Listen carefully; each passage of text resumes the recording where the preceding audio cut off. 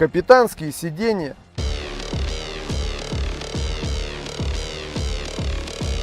Вообще Сирена капитальный красавчик.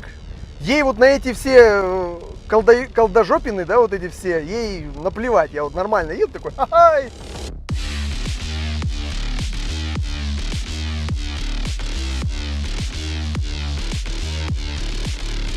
У задней двери, как я уже сказал, открывается стекло. И знаете, куда засунули кнопку открытия этого стекла на задней двери? Всем привет! Сегодня у нас будет снова буса-тема. Классная буса-тема, очень классная буса-тема. Nissan Sirena в предпоследнем, уже сейчас, кузове. У нас эта версия E-Power, и я сразу уже сейчас на нее смотрю, и мне уже интересно, как она умудряется вообще ехать, с учетом, что там мотор объемом 1.2. Это все не так просто, это версия E-Power. То есть это по сути гибридный автомобиль, но едет он не за счет бензинового мотора, который там тоже есть. Он едет на электромоторе. Бензиновый вообще не подключен к колесам. Так что делаем вывод, машина должна как-то ехать. Хотя это большущее двухтонное чудовище. Это полноценный микроавтобус, минивэн такой солидный. Даже вот так вот чисто просто на камере видно, я думаю, что он такой тяжелый, массивный весь. Естественно, это не такой массивный автомобиль, как тот же, например, Alphard, Toyota Alphard. Но в любом случае, когда особенно в нем едешь, кажется, что ты полдороги с собой занимаешь. Тут важно сказать, что гибридные они все, любая комплектация Nissan Sirena в этом кузове, все гибридные, все до единой. Но есть по-настоящему гибридные, то есть с двигателем 1.2, у которых никакущая таможенная пошлина, которые привозятся задешево. Да. И есть двухлитровые версии с двигателем, ну как у Qashqai, например, или как у X-Trail с непосредственным впрыском. Но они тоже, прикиньте, гибридные, только там такой гибрид, который даже сами ниссановцы называют Simple гибрид, умный простой гибрид, то есть дополнительный микроэлектромоторчик на 2,5 лошадиные силенки. Его даже называют не мотор, а стартер-генератор, который конкретно по сути помогает просто при старте, разгоне, вот этими своими дохлыми лошадками помогает. Дополнительно заряжает аккумулятор, в общем, маркетинговая непонятная фигня. Ну, это как мое мнение. У нас в видео именно настоящая гибридная версия. Не переключайтесь, досматривайте до самого конца. В конце, ну не совсем прям в конце, ладно уж, не буду уж прям так делать. Ближе к концу будет разгон с 0 до 100. Хорошие оснащенные версии, особенно в гибридной версии. Если мы говорим о совсем свежих годах, которые вот прям толечко-толечко стали проходными, можно сейчас приобрести, начиная от 2 миллионов рублей. Подробнее о цене, подробнее о комплектациях, если вы конкретно решаете приобрести, вы можете обсудить по ссылке в описании. Там же и другие контакты есть.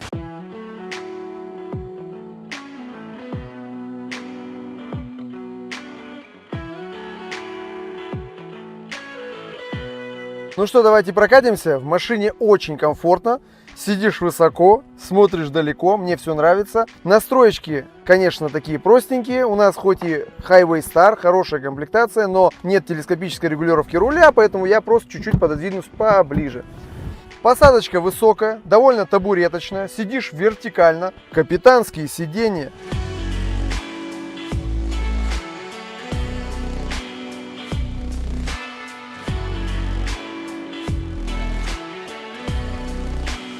Подвеска у машины, у нашей конкретно завышена, приподнята, потому что в стоке это всего лишь обыкновенные 15 сантиметров. Для минивэна маловато. Тем более, если учесть, какие у него вот эти низкие бампера. Но у нас в целом нормально все тоже, не надо уж прям так совсем критиковать, потому что колеса с толстой резиной, не так все плохо. То есть бугры, ямы я не так уж прям чувствую. Ты, главное, не попадай в такие ямы, где аж до обвесов дотянет краешек ямы, и нормально все будет. Ведь еще полноприводная версия бывает. Слушайте, у него очень классная вот это режим торможения. То есть, как только я опустил педаль газа, он почти что полностью сразу останавливается. Ну и до полной остановки. Как вот вечно у нас говорят, вот это городские машины для пробок, для больших городов. Вот и нормально, почему бы и нет. Хотя я все-таки, на самом деле, лично я воспринимаю минивэны как машины для трассы скорее. Машина высокая достаточно, то есть на нее полагается взбираться, да? А ручек вот здесь нет. То есть я вот так вот за вот эту штуку такой, опа! Ну, не нравится мне, ручку здесь хочу. Знаете, как в японских вот этих всяких рекламных буклетах вот эта ручка часто называется? Мамина ручка. Для пожилой мамы там, типа, забраться в тачку.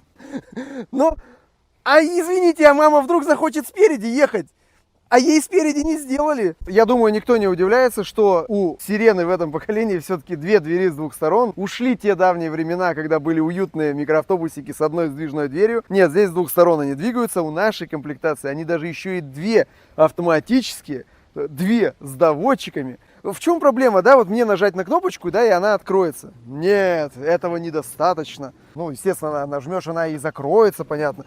Они еще добавили вот эту возможность ногой шурудить под машиной, чтобы дверка открылась. Я понимаю, что там датчик стоит, и он, скорее всего, где-то там запачкался. Ну, просто он не совсем в идеальном состоянии, у нас все-таки не Япония, да.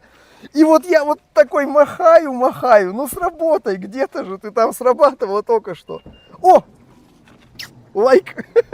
Но мне кажется, это гораздо нужнее делать в багажнике. А на багажнике такой функции как раз нету. У задней двери открывается стекло.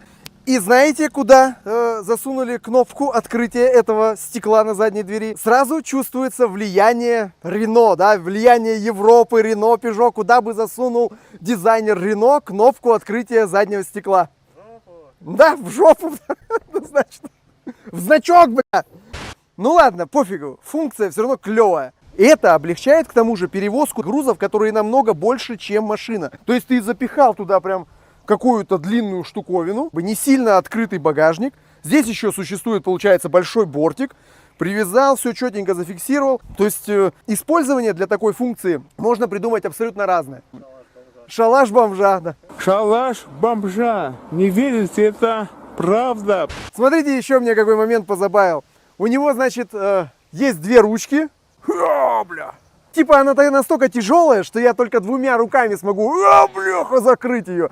Но, а для крутых, сильных пацанов есть одна лишь петелька. Смотрите. Ла-ла-ла, изящное движение. Тудум, тудум. Ну, нету у нас тут никаких автоматических открываний, просто вот она поднялась. Третий ряд сидений поднимается обыкновенно, то есть по сторонам. Складывается и поднимается по сторонам. Важно сказать, что это гибридная машина, но батарея тут уложена таким образом в машине, что она не скрадывает никоим образом внутреннее пространство. То есть плоский пол, абсолютно плоский пол, и даже подполье вон какое есть, прям вместительное такое. Ширина 1,15 м. Причем важно сказать, что второй ряд сидений двигается вперед-назад. То есть я вот вам сейчас померяю, если максимально придвинуть их назад, будет 1,5 м. Но их можно сильно убрать вперед, то будет, ну ладно, немножечко тут округлим, ну плюс-минус 1,40 м. Конечно, мне здесь сразу в глаза бросаются вот такие вот простенькие, дешевенькие способы крепления, то есть просто тканевые ремешочки вот на крючочках, вот пластиковые такие. Здесь вот пространство под подголовник, причем, обратите внимание, это подголовник третий, который для третьего пассажира типа. Сам по себе багажник очень квадратный, хоть ящик сюда задвигай, стиралка, мне кажется, сюда идеально войдет. Ну, ну-ка, давайте-ка я померяю ширину в тех местах, где сами сиденья. 72 сантиметра, ну что-то большое 72 сантиметра спокойненько туда так въедет. В моем стареньком микроавтобусе очень неудобно складывать спинку третьего ряда, чтобы поднять их вверх. Здесь же просто вот они есть петельки, рычажочки, вот так раз. Третий ряд сидений тоже можно шевелить. Думаю, это все-таки не сколько для расширения багажного пространства, сколько для того, чтобы было чуть-чуть посвободнее людям сидеть на третьем ряду. Это что это у нас, зомби-апокалипсис начинается? Я максимально отодвинул назад третий ряд. То есть я человек японского роста, да? Мне здесь, ну, типа нормально пойдет. Столичек есть, подстаканничек есть. Что еще мне надо? Мне уже ничего не надо, да? Здесь есть у нас даже розетка USB-шная. Ребятишкам, мне кажется, должно вообще здесь быть классно. Телефончик играет, столик у него есть. Если что, как обычно, им же вечно зарядки не хватает. Даже зарядка под боком. Большая стеклина справа есть. Наблюдай. Ремни, естественно, все безопасности тоже есть. И ручки по-человечески, все. Пассажиров третьего ряда никак не унижаем, никак их ничем не ущемляем. Ну, разве что тем, что у третьего ряда сидений маленький столик, а у второго ряда сидений тоже есть и здоровый. Значит, сиденья можно двигать вперед-назад, да, вот они. Плотненько могу прям. Утях. Там много, кстати, положений. Слышите, щелкает? То есть много, видите, положений, где может встать сиденье. Так вот, смотрите, большой столик для второго ряда сидений. Кстати, он прочный, хороший такой. Тут причем два крючочка выкручиваются, у которых написано, что они выдержат нагрузку 3 килограмма. Подстаканники вот такого вида, клешни такие, клешни краба. Правда, пластик такой, ну прям, блин, вот я не могу, там даже вот эти шовчики, выштамповки вот эти прямо оставленные, ну такое, знаете. Но функционал присутствует, то есть вот и у второго пассажира тоже здесь есть точно такой же столик. Все, смотрите, шикарно. Такой прям нормальный. Позабавило меня наличие здесь тоже USB-шки, USB-розетки. И она не в двери, там не где-то там в потолке, она, прикиньте, в переднем сидении. То есть там где-то внутри сидения проведено USB. Штекер такой, да, вот это. И он так еще шторочкой задвигается, отодвигается. Не, на самом деле дизайнерская мысль присутствует, тут что ни говори. Кармашки такие хорошие, вот эти на обивке сидений, прям хорошо. То есть вот смотрите, я вот более-менее так вот выставлюсь, да, ну типа вот, более-менее. Так сзади-то там вообще нормально стало. То есть полноценная семиместная машина, причем взрослые могут ехать. Не все же двухметровые дылды, правильно? Есть и люди с обыкновенным нормальным ростом. Они вполне поместятся здесь на третьем ряду. Хотя, ну вы поняли, да, уже, что багажник все-таки, ну, оставляет желать лучшего. Но зато они дали пространство третьему ряду. То есть такой, знаете, компромисс. Но вот эти вот все ручки, вот эти все рукоятки, это настолько все из такого вот пластика. Вот прям, я вот трогаю вот эти ручечки, да, которые двигают сиденье. Они, знаете, они пустые внутри. То есть я даже могу пощупать и чувствую, что они там пустые внутри. Климат-контроль двухзонный, присутствуют регулировки вот все вот здесь. Ну, лампочки, кстати, подсветки интересно так элегантно сделаны. Вот. Стеклоподъемники есть на всех дверях. Четкие пацаны могут воспользоваться штатными шторками. Как известно, красивые парни тачки не тонируют, но вполне себе пользуются шторками. Так что шторка здесь есть штатная. Но при таком условии четким пацанам придется ездить только на втором ряду, да. На передних сиденьях такого нет. Зато реально тонировать не нужно.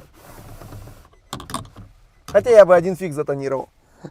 Ну просто реально тонированные бусы, они такими космическими кораблями смотрятся, серьезно. Спереди у нас все очень хорошо. Мне, как любителю минивенов, здесь нравится по нескольким причинам. Первая, самая главная причина, здесь много шкафчиков, кармашков, вот этой всей темы. И самое главное, что у меня здесь нет ощущения, что типа пространства много, а оно пустое. То есть постарались по возможности использовать все уголки автомобиля, все уголки торпеды. То есть смотрите, у нас здесь есть вот тут такой перчаточный ящик. Он глубокий, это не просто такая маленькая выемка, он прям глубокий. И здесь есть розетка. Здесь есть розетка. Ну, USB-шная в смысле. Есть бардачок, опять же, сверху. То есть вот здесь. Тоже глубокий, нормальный. Есть полка снизу. Есть большой обыкновенный бардачок, как обычно. Вот здесь. Он большой, обычный такой бардачок, нормальный. Есть кармашек здесь, справа от руля. То есть он прям тоже нормальный. Там можно какие-нибудь ключики хранить, там что-нибудь такое, чтобы лежало. В дверях есть глубокие вот эти карманы под бутылки. Посередине есть вообще хороший ящик, который одновременно еще и подстаканники. Здесь даже есть какая-то маленькая полка, но она реально глубокая. То есть, смотрите, я вот мобилку даже туда спокойно вот суну.